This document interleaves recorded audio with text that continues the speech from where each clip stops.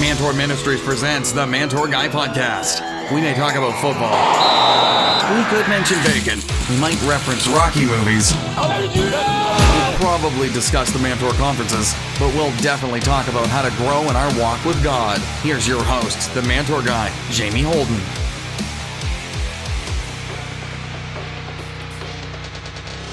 Hey guys, welcome back to the Mantour Guy Podcast. Jamie Holden here, and I'm so happy to have you join us once again this week. Well guys, today we are so happy to be joined by David Dominguez.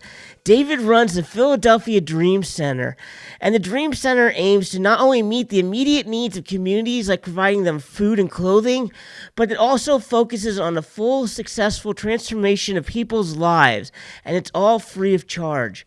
The mission at the Philly Dream Center is to connect broken people to a community of support by offering free resources and services that address immediate and long-term needs in the areas of poverty, addiction, and abuse. The Philly Dream Center serves as a resource center focused on finding solutions to homelessness, hunger, and the lack of education through community outreach programs.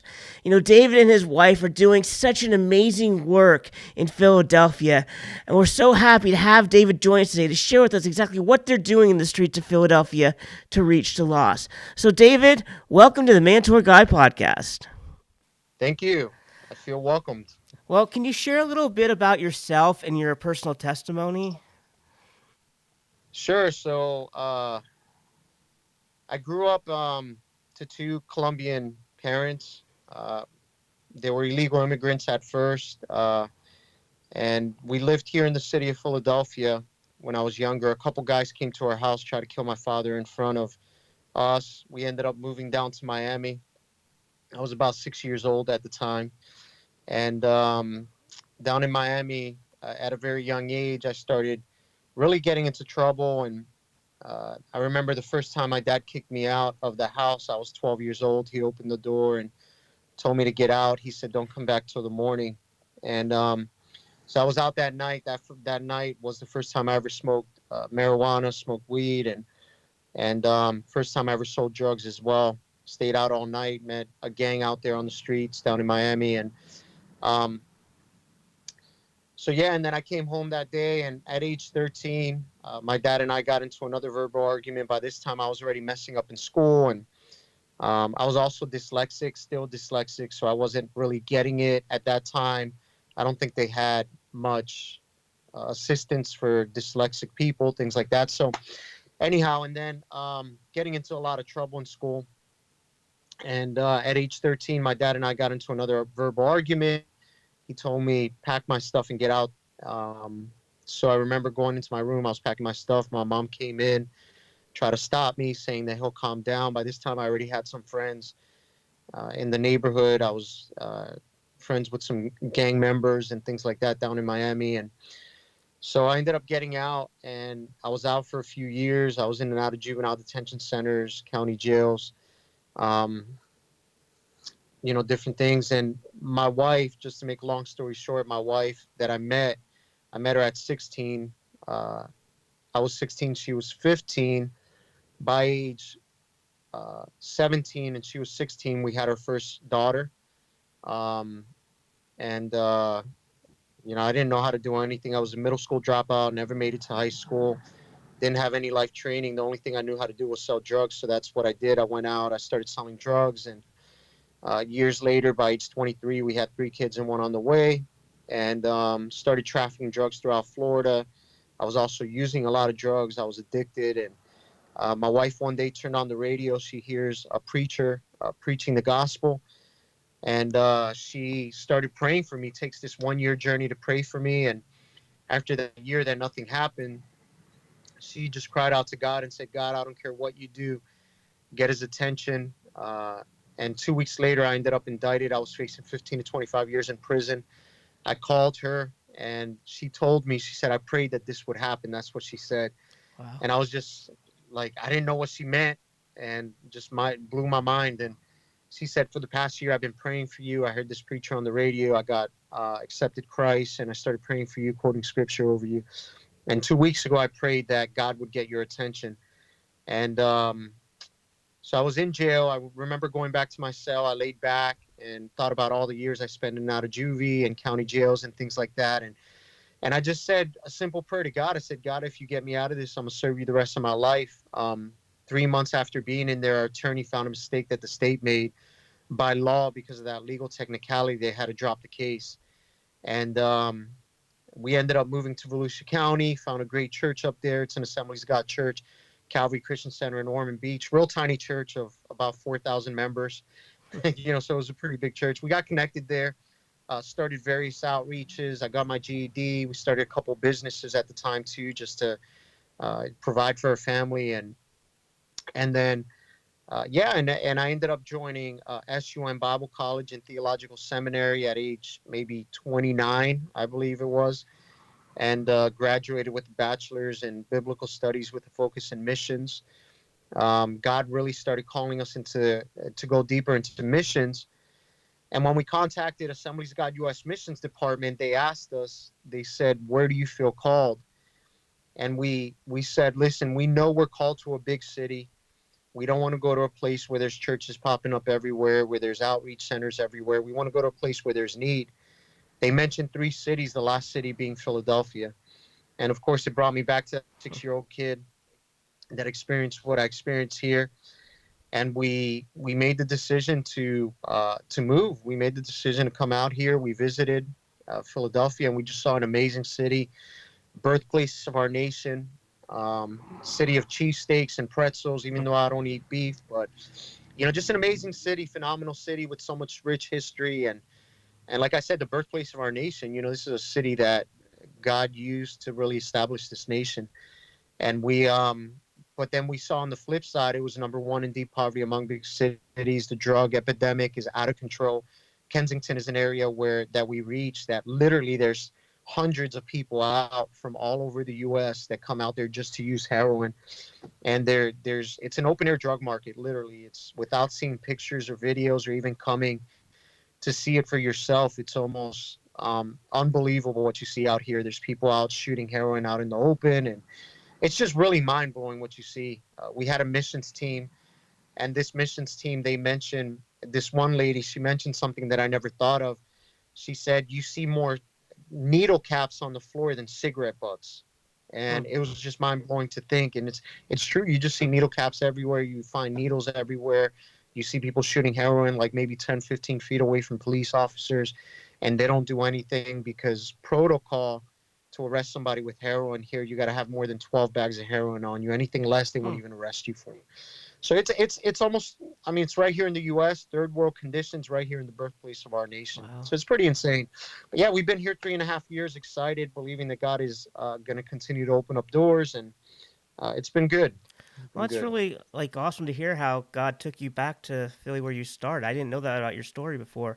How you went through all those trials and hard times, and how God got your attention and then took you back to where you grew up, and now He's using you to reach other hurting people. So, what are some of the Yeah. ways you're reaching the people in Philadelphia? What are some of the things you're doing?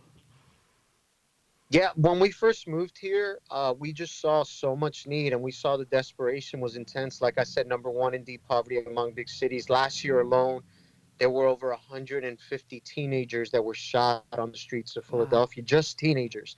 You're not even talking about just regular shootings. I believe this year already it's up to like 65 shootings just Wow. this year alone. People that have been shot. I think that excludes shootings, but I think it's just people that have been shot. Um, so, God really spoke to us in the beginning, show 2 things, show love and consistency, because love is life changing. But consistent love, actually, love is powerful, but consistent love is life changing. You could show somebody love one day, maybe do a couple of special event outreaches. And those special event outreaches, they may impact somebody's life. It might be powerful in their own life. It might help them for a week or two. But if you're there consistently, week in and week out, I think that's where you see change and you see a life change. And it's a slow process. You're dealing with people that their parents have promised them they're never going to use drugs again, and a few months later they're back on drugs. They say they're going to be there for them, and then they're back in prison or whatever it might be. So they don't have that consistency. And I think really showing that consistency in the lives of the people here in the inner city of Philadelphia I mean, it's going to be a life-changing event. And we've been seeing some testimonies. I know as God continues to grow and develop the ministry, we're going to see a lot more. I'm believing that we're going to have deacons and elders and staff members that came out of drug use, that came out of prisons, that came out of situations that their youth was just ravished by crime and poverty and in the foster care system and things like that. So that's something we're believing, man. It's great. And what's been the biggest challenge that you've experienced so far ministering to this group of people in Philly? Well, I mean, we've had many challenges. Year one, we parachuted in. We didn't know anybody. It was just my wife and I and my family, and we didn't know anyone. Philadelphia is really tough. I actually had a pastor. I'm not going to mention his name. If he hears this, he's going to know who I'm speaking about. But he said, "Man, I just want to apologize. I didn't talk to you for the first 2 years." He said, "Because, and you know him very well, actually." He said, "I talked to you for this because we've seen so many people come in and they make promises and they say they're going to do this and they're going to do that. Within the first couple of years, they're gone within the first year." He said, "So I just wanted to see if you would stick." And he's respectful, man. I love him, love the church staff. They're amazing people. Um, but it's just that hardness of the city that they saw so many people come in and make promises, and within a year or two they're gone because it's a tough city, man. We're not, and I'm not referring to like the urban sector or the suburban sector. I'm talking about the inner city where all the poverty is, the drugs, that's where we reach. That's our target. Our target is the intense areas of Philadelphia, the forgotten areas. So I think loneliness was a huge factor. Just being here in this city by ourselves, we came from this huge church where literally that was our family. I don't have personal family besides my immediate family where I'm really close to. So my family is, my uncles and my aunts and my cousins and my grandfathers and my brothers and sisters are the church. So we came here not knowing anyone, and we felt that loneliness. And then on top of that, within the first year, our house got broken into, our cars got broken Oh, into, wow. our tire got slashed, our son got stuck up at gunpoint, our other son got jumped a couple times, and just all this stuff that's going on, that's happening uh, to the people that we're trying to reach, to the people that we're reaching out to. And we just came to the conclusion, if we're going to be a bridge to Christ, we got to get ready to get walked on, because Mm-hmm. bridges get walked on, they get run over, and we just said, hey, we're going to stick it out and push through. And although people might be doing us wrong, we're going to continue on. So I think just the environmental challenge of the environment that we were living in and doing outreach in, because we live in the inner city and we do work in the inner city, um, it was pretty intense. And then also just the lonely side of it was pretty intense. And now we're starting to see doors open. We're starting to see people we're reaching really open their hearts, and we're seeing that trust factor come in. So I think just knocking down those walls was tough, and there's still a lot of walls up, but we're still grinding away. So I think that was one of the main challenges that we experienced. And what's been like your best testimony that you've gotten so far? Like the one you go and share with all the churches to share about what God's doing. What's Yeah. that best testimony you got? Yeah, I mean, we have various ones. We Mm-hmm. thinking of one. There's a girl that we started reaching. I'm not going to get too much detail into Mm-hmm. it because of her situation, but she's in foster care. Mother's an addict, father's in prison for horrific crime, and first time we did a sidewalk Sunday school site. We do various outreaches. One of them being sidewalk Sunday school. We go into parks, reach kids, and this one girl that was there, she walked by and she said, that beard looks uncomfortable. I can't even see your neck. And she just walks off. And I thought, hey, that's my long lost daughter right there. I felt like a connection there. And we started at this park every Friday at 5, minus the winter. And we're there every Friday at 5, going to this park week in and week out. And saw this girl more often. Then she started coming over and hanging out with us at her house. Then we started discipling.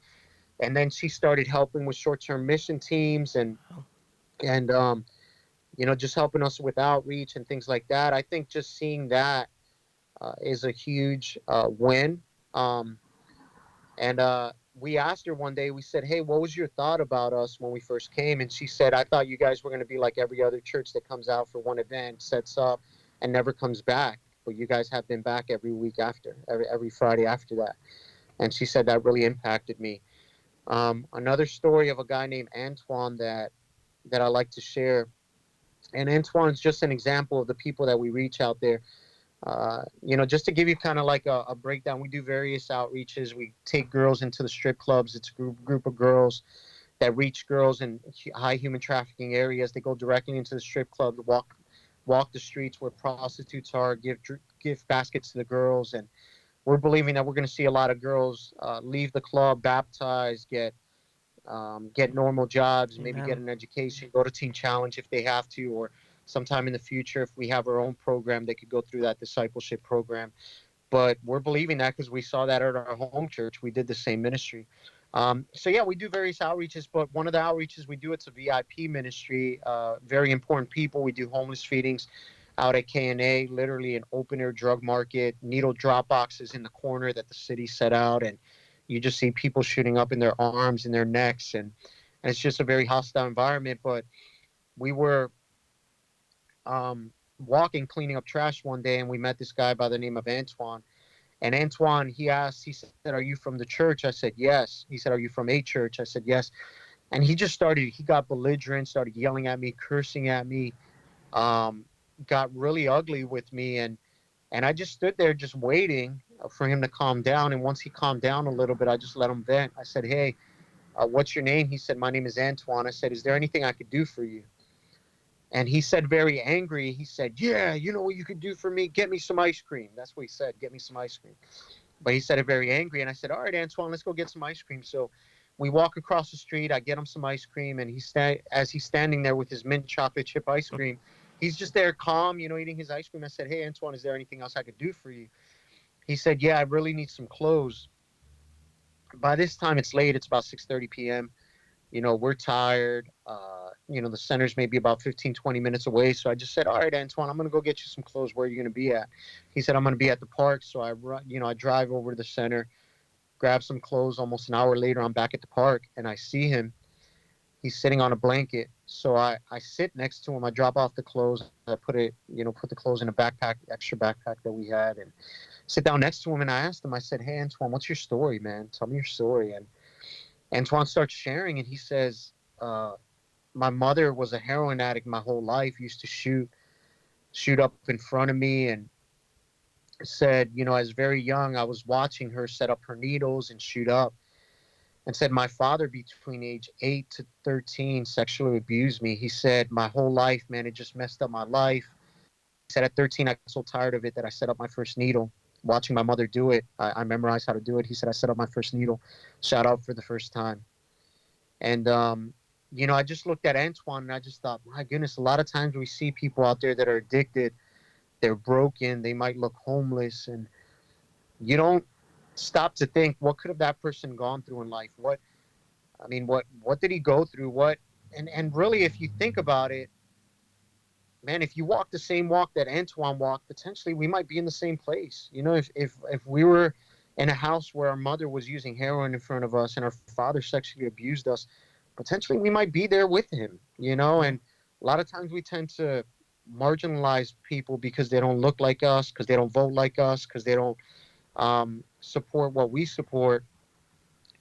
But these are broken people that have a story, and they're broken people, man. And Jesus died for them just as much as he died for us.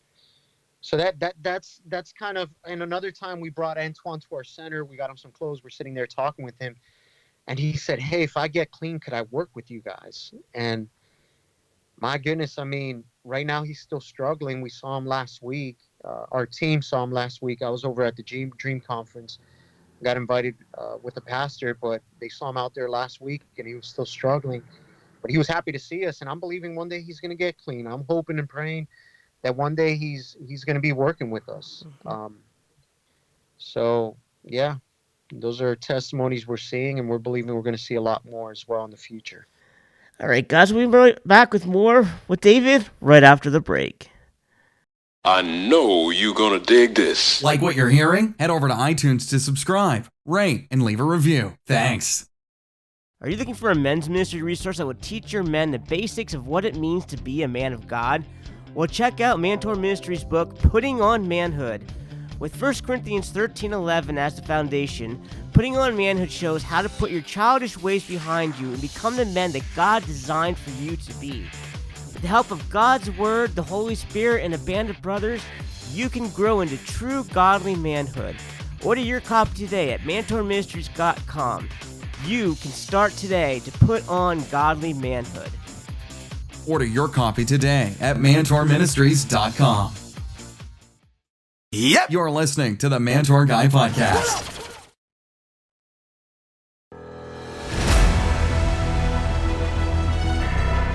I will press on. I won't look back. I will go where God leads me. I will lead my family. I will reach the lost. I will overcome my weakness. Whatever it takes. I know it doesn't get easier, but I will get stronger. Whatever it takes. I will run the race to win the prize. To hear God say, Well done, good and faithful servant. Well done, good and faithful servant. Well done, good and faithful servant. I will be the man that God created me to be. Whatever it takes. Whatever it takes. whatever it takes. In 2020, Mantour Ministries proudly presents Whatever It Takes. For Mantour conference dates and locations, visit mantourministries.com.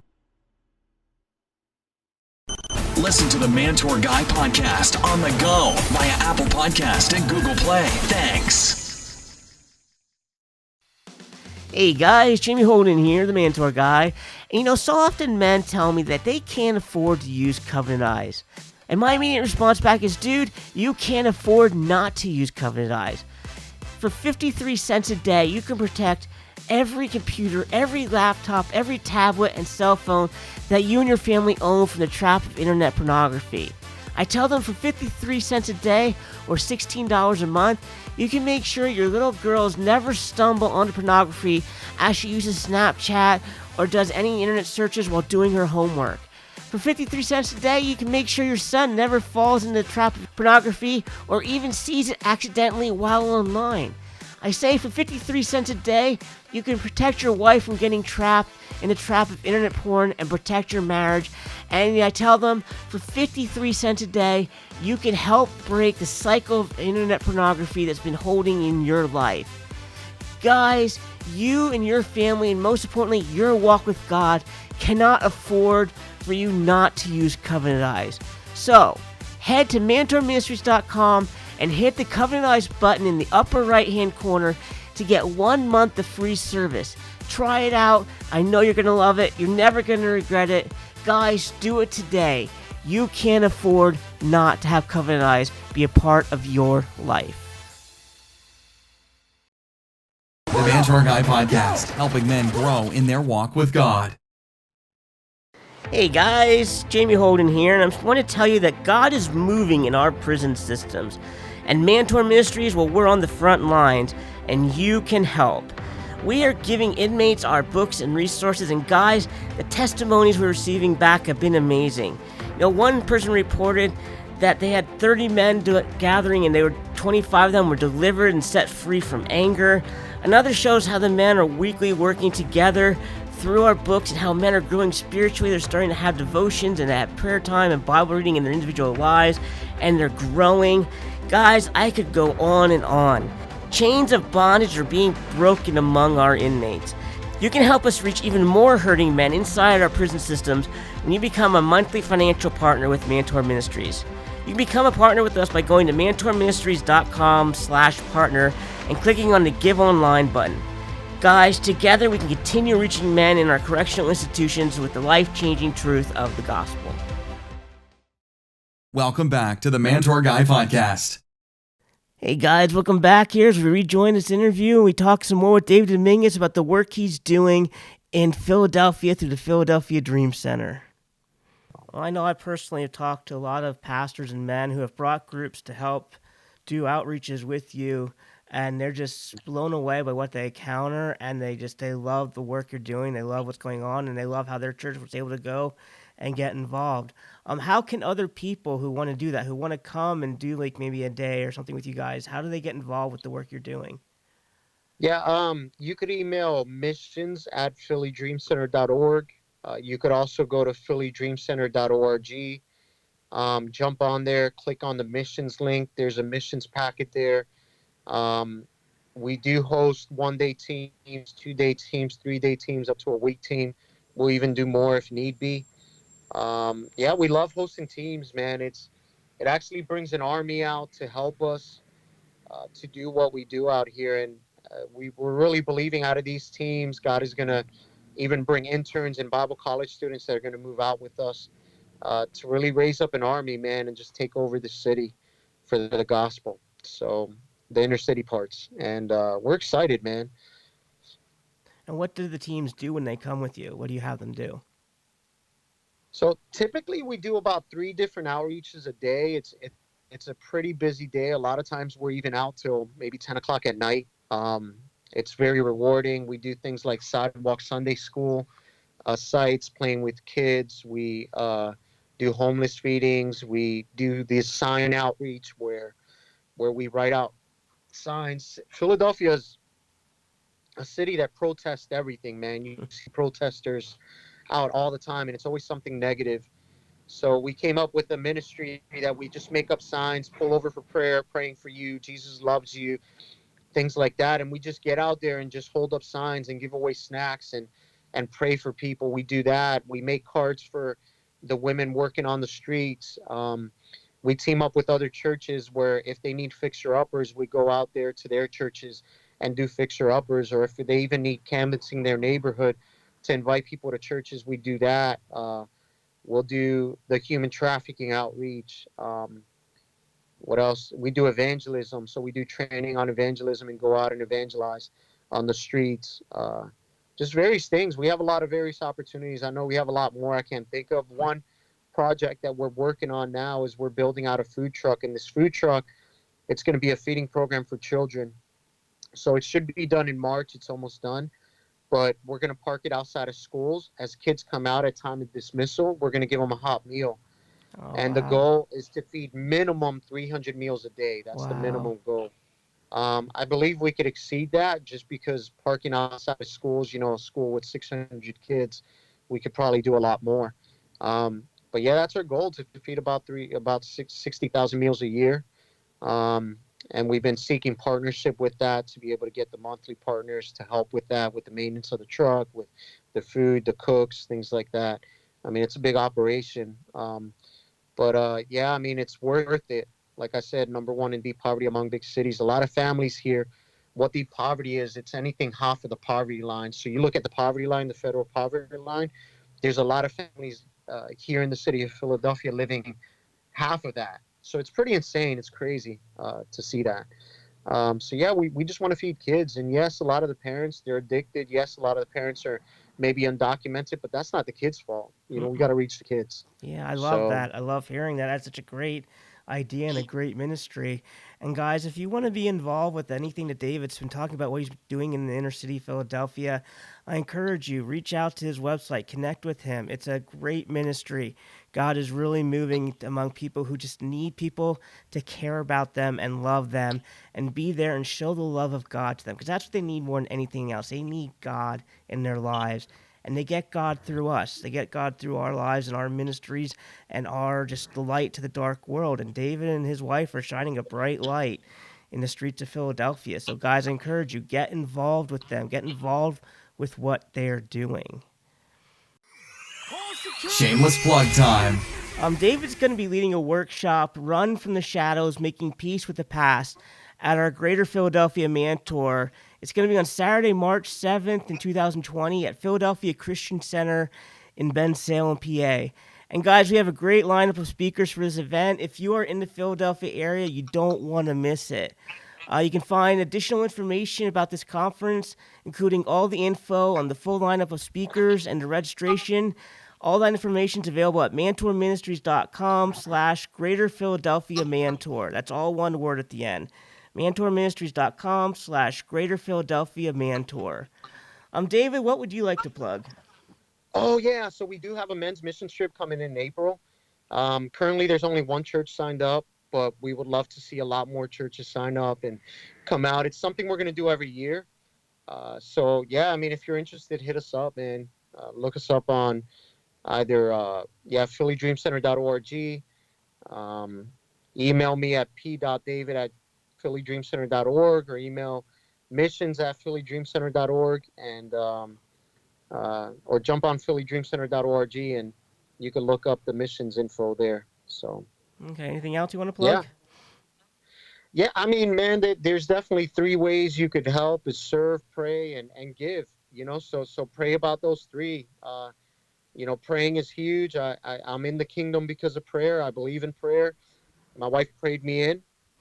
Um, Definitely giving is needed. We have a big vision. We're believing by next year we're going to have a building where we could house people and things like that. And we're just believing for God to continue to do some great things, and come serve. Come out and serve, man. We love when mission teams come in. It's not a disturbance at all. It's actually an honor that you guys choose to come over here. That any church comes out, and man, it's an honor to serve with churches, and we love it. It's extremely affordable. And yeah, definitely would be an honor to do that, or even an honor to go out and speak at your church. It's something we're doing. We're booking 40 services this year to go out and speak and share, and encourage the congregation just to do the work of the church. That's really our heart. I like to see myself as a spiritual arsonist. If I could start fires, spiritual fires, through the mission teams that come in here, and they go back and start outreaches, similar outreaches that we do, or if I go out and speak at a church and encourage people to evangelize and reach, their neighbors and co-workers, I think it's a win, man. It's a win for the kingdom. So I love that spiritual. I might steal that, spiritual arsonist. I'll become a men's ministry arsonist, uniting men's ministry. I like that a lot. So, well, as we Amen. wrap up today, can you share just a final thought with the listeners as to why it's so important for God's men to be reaching people in the inner cities?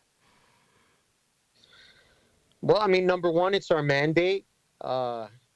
Jesus said, "Follow me, and I'll make you fishers of men." That's a byproduct of following Jesus, as being a soul winner. So number one, man, we got to focus on that. Hey, as we're following Christ, we're soul winners. And that's what Jesus said He's going to convert us in. He's going to change us and make us into a soul winner. And I think that's number one. Number two, a lot of men don't know how to be fathers. And I've heard this before, there's a lot of 60% of the children are raised fatherless here in the city. And I've heard this said before, that a single mom could make a great, could raise a good citizen, could raise a good hardworking kid, but only a man could teach a man to be a man, or a man could teach a boy to be a man.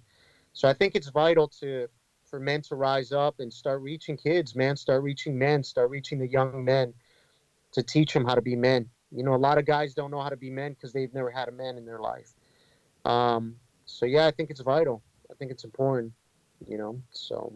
That's just so true. And guys, as you're listening today, I hope you'll be able to catch David's heart and his passion to do this work in Philly. And I just love the ministry he's doing. I love the heart he and his wife have to help these hurting people in the streets of Philadelphia. And if you're able, just connect with them, get involved in any way, pray for them. If you can financially help them, help them.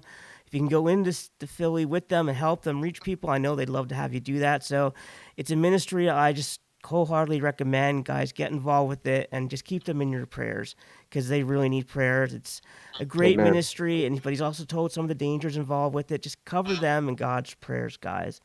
So David, thanks so much for giving us your time today to be on the podcast and sharing about the work you're doing, and I'm looking forward to serving with you in March at the Mantour. I'm excited for that. Thank you. All right. Guys, you can hear David speaking in the workshop, Run from the Shadows, Making Peace with the Past, at the Greater Philadelphia Mantour on Saturday, March 7th at Philadelphia Christian Center in Bensalem, PA. Also, guys, you can be part of his work at the Philly Dream Center. And like he said, for more information, visit phillydreamcenter.org. That's phillydreamcenter.org. The Mantour Guy's final thought. Well, guys, I really enjoyed my time speaking with David today. He had a lot of just great information there, and I'm just stunned and blown away by the great work he's doing. I love hearing the testimonies. And if you're able to, in any way, just through prayer, financial, whatever, help him out with his ministry, I wholeheartedly encourage you to do it. And I love when he said that, like I said, he's a spiritual arsonist. I love that because, that's kind of what God calls us to be, to light spiritual fires among those who are lost, to kind of get people into the kingdom, encourage them to become everything God called them to be. And, God has called every one of us to reach the lost, and that's not just the lost we feel comfortable with. It's with all people. The entire world needs to hear about God and experience God's love in us and through us. So I encourage you guys, take what you heard today to heart, reach out to David, and just find ways that you can help him in his ministry. Well, guys, we're out of time for this week's podcast. Thank you again so much for joining us. Like I always say, we appreciate if you giving us your time to listen. We know everybody's so busy, and the fact that you give us your time to listen means the world to me. I'd love it if you go to Apple Podcasts, iTunes, and Google Play. Subscribe, give a 5-star rating, and leave a review so that more men can hear about the podcast and can grow in their walk with God. Also, guys, make sure that you head to our website, mantourministries.com. Check out the dates and locations of our conferences. The speakers are listed there as well. Check out our books and our resources. Check out the monthly newsletters available. And you can also read the first chapter of Whatever It Takes, our brand new book. You can read it there for free. There's so much available at the website, guys, so make sure to visit mantourministries.com. But once again, thanks so much for joining us, and we'll see you next week on the Mantour Guy Podcast. Thanks for listening to the Mantour Guy Podcast. Be sure to visit mantourministries.com to learn more about our books, men's ministry resources, and our Mantour conferences.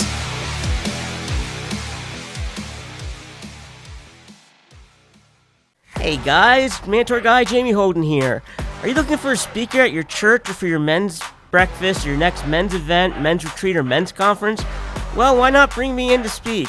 God has been moving among men as I've been sharing an encouraging word of freedom and victory. We're seeing lives change, men being saved, people being set free, and guys, chains are being broken. So if your church has hurting men and women, contact me to come share this encouraging word of hope and victory to help you grow in your walk with God. One more thing before I wrap up this week, guys. You need to head to covenanteyes.com and sign up today to protect you and your loved ones from the many traps awaiting you on the internet. I am a Covenant Eyes user. I just signed my 69-year-old father up and put Covenant Eyes on his phone and his laptop. I believe in it. It's an amazing tool that helps you stay pure online.